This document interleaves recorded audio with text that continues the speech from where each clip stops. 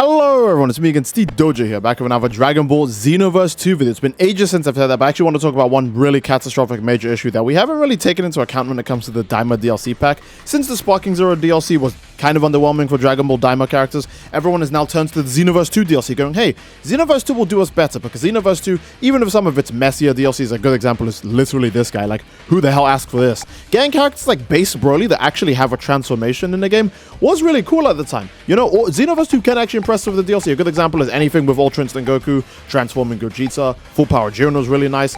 They just have a lot of characters that they've cooked with over the time. You know, UI Goku, Blue Gogeta, Baby, Gamma, Android 21. You can't play Android 21 in any other game. Fighters and Xenoverse, that's it. We're not talking about Legends, that's a mobile game. Fighters and Xenoverse, only games where she's actually playable. Actually, since we're on the topic of issues in Dragon Ball Xenoverse 2, you guys let me know if you have any issues with the Daima pack that's upcoming now, or if there's any issues you have with the future DLC in general. Just let me know in the comment section down below. But now people are actually fearing that the most recent DLC pack, or at least the newest DLC pack that's going to be coming out, since it's no longer Future Saga Chapter 3 that's going to be coming out, it will be the Daima pack coming out. It's going to drop with SSJ3 Vegeta and most likely SSJ4 Goku. But one thing I want to talk about, because this is a thing that's been happening in a few of the other Dragon Ball games with these Daima characters as well, is that since the characters have also released in Dragon Ball Legends and in Dragon Ball Sparking Zero, this entire time they've been missing key aspects of them. One of the biggest key aspects is the English voice acting cast. How does Sparking Zero's DLC, keep in mind, it took ages to come out, and it barely has that many like characters in it. Most of them are just Vegeta, right? Base Vegeta, Super Saiyan 1, Super Saiyan 2, Super Saiyan 3. That's most of the characters. And with that in mind, they still somehow don't have the English cast voicing these characters. We know who the English dub actors are now for Goku and Vegeta and all these other characters in Dragon Ball Daima. So the fact that we don't have a VA is kind of weird. And Xenoverse 2, I feel like it's a big issue for Xenoverse 2 in general, because Xenoverse 2 is really slow updates. I want to remind you that this guy doesn't speak English in Dragon Ball Xenoverse 2, right? But he's in the same DLC pack as Belmont, who... Alright, no more was never like, nobody was hyped for Belmont. No one was hyped for Belmont. Nobody wanted Belmont, and no one was expecting him to be playable either. But he gets to be fully English voice acted, and this guy isn't. That's I don't know, it's kind of bizarre, it's kind of shocking. Keep in mind, Fu is a fully English voice acted character, and this is the first game he's ever been in. Remember, Fu was a baby in Dragon Ball's Mythos up until he got added to the Xenoverse 2, where he's actually like a grown man now. He has fully English voiced acting, but Daima Goku and doesn't? Like that, like that's kind of scary though, right? I want to remind you guys that by the time we got characters like Hit and Jiren in like Goku Black as well, Zamasu, when we got those characters in Xenoverse 2, I don't think they were English dubbed in the anime yet. Hit did not have an English dub in the anime. Because remember, Hit's current English dub voice actor is the guy who does Jotaro Kujo. But before in Xenoverse 2, it's a completely different guy because he wasn't dubbed in the anime yet. Jiren as well. Jiren wasn't dubbed in the anime when he landed in Xenoverse 2. So if they can get English voice actors right away for these characters, even people who don't end up being the voice actor forever, like Hit, where is Daima Goku's English voice acting? It makes me genuinely believe that they might just release these characters with no English voice acting and just genuinely just call it a day. Like that it's terrifying, but that can happen. So always be ready for that. That's just a little bit spooky. So obviously, if Daima Goku Mini isn't English voice acted, I genuinely don't think Super Saiyan 4 is going to be English voice acted, or Super Saiyan 3 Vegeta. Maybe in a patch that comes out months or a year after the DLC drops, they'll have English voice acting. But that's just one thing I wanted to talk about. I guess another thing I'll talk about is the moves in Xenoverse 2, because Xenoverse 2, yes, it does have more moves than Sparking Zero. I want to remind you guys, certain things in Xenoverse 2 actually do take up attack slots, and when Daima Super Saiyan 4 drops, his moveset can only have so many attacks in it. Because no matter what, he's going to have a charge skill. So wherever maximum charges, that's going to get replaced with burst charge, ultimate charge. Maybe he'll get replaced with demonic charge or something. And maybe he'll get a new charge skill, right? He has to have Kamehameha as a super attack, because I dare you to find a Goku that doesn't have Kamehameha in one of his presets. He's Goku. He's going to have Kamehameha no matter what. So he's going to probably either get base Kamehameha or times 10 Kamehameha, since they'll have to save the, big Super Saiyan 4 Kamehameha for his ultimate. So that will replace Super Kamehameha. And let's be real, he probably won't release the Dragon Fist. For some reason, even with these what-if versions of the characters, they don't actually have moves from their other variants. They just have like a really lazily tacked-on move, like, yeah, full power energy wave, like no special from canon for this guy, really? This guy gets reverse Mabuki Senko, no Super Kamehameha. For characters that should just have moves from their older forms, or from other instances of them, they just don't. They just get like a lazily slapped-on, like, rushed move. Like this guy, oh, I just get Super Galactic Gun, like, that's it. So I'm worried that when this guy drops, like the Daima SSJ4 version of him, when he drops, he won't have Dragon Fist. He'll just have, like, I don't know, Super Kamehameha alongside his new Kamehameha. That would suck. but it's something I expect Bandai Namco to do. And the issue is that he actually has a lot of moves. There are several punches or kicks, unique melee attacks that they could definitely use as super attacks. A good example is the punch that he starts the fight against Goma with, right? That is a very easy super attack to do. It'll probably be like Super Saiyan 4 God Fist instead or something dramatic like that. But then also the counter Kamehameha, that might not make it in the game at all, because this guy, when he goes Super Saiyan 4, he's the one who has the counter Kamehameha.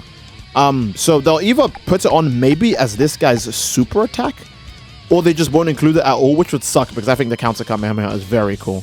But yeah, moveset is another big issue, and obviously this affects Vegeta as well. Super Saiyan 3 Vegeta is just going to have Super Gallic Gun from his kid form. Remember, when he's kid, Super Saiyan 3 Vegeta uses Super Gallic Gun.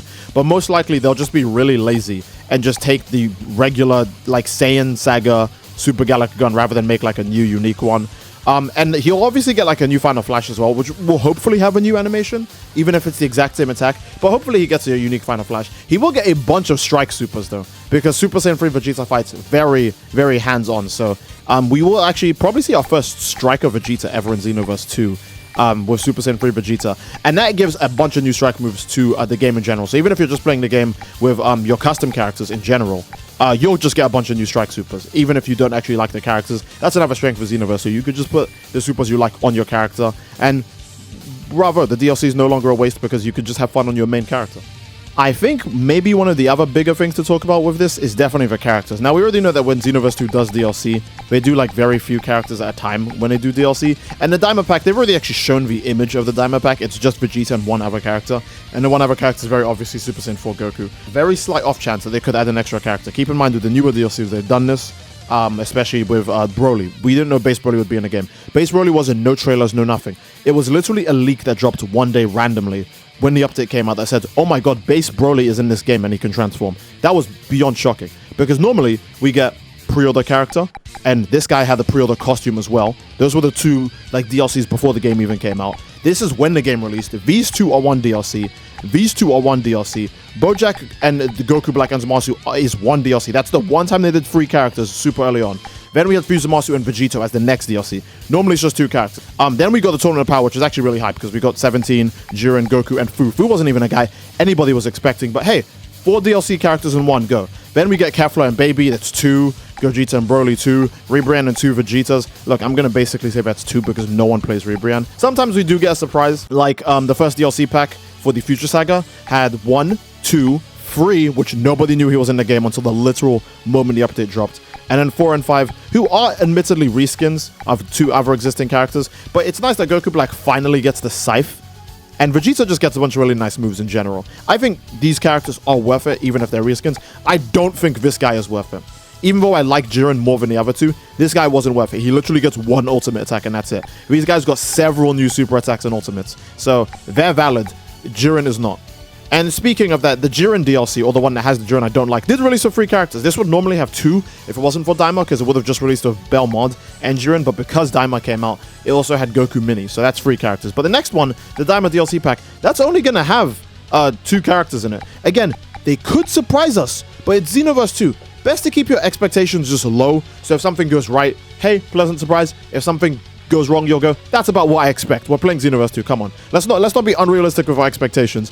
This game's been out for 8, moving on to its 9th year. We kind of know what to expect from them. I think those are all of my major big issues with the Dragon Ball Xenoverse 2 DLC. Well, at least the Daima DLC in general, because obviously we're going to get new super attacks and new super souls, you know, costumes for our characters and all that stuff, artworks. Yeah, cool bonuses. I'm not gonna lie, those bonuses might seem like nothing when you mention them out loud, but compare that to the amount of content you get with Sparking Zero, and you're kind of a bit more appreciative than you were before.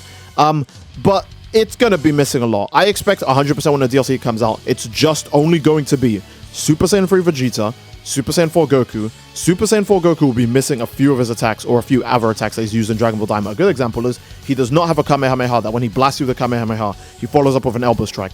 Because this guy doesn't have it, and Super Saiyan 4 Goku doesn't actually do it in the anime, so that move is just gone forever now. He's not going to have any of the unique attacks that he did in Super Saiyan 3 when he was Goku Mini. He's not going to have any of the cool transformation animations since he's going to start at Super Saiyan 4. He's not going to have the counter Kamehameha he did when he was Super Saiyan 4 Mini. He's probably going to just be missing a lot of attacks, which really sucks for him overall. Vegeta might be okay, but Daima Goku, Super Saiyan 4, he's definitely going to be missing a lot of attacks. And then also the fact that they could add other characters like Glorio, Majin Ku, Majin Du. You know, they could add anything, but we most likely know because Xenoverse 2 usually does very few characters when they drop DLC. They don't do... Smart King Zero does lots of characters when they do DLC. First DLC was 11 characters, second DLC was 8. But you have to remember that most of those DLC is transformations. It'd be like saying Xenoverse 2 dropped a new DLC and it's just Super Saiyan God Goku, Super Saiyan Blue Goku, like Blue Kaioken. Like, you can't say that those are all new characters, especially when their movesets are the same. So I don't think that helps, but...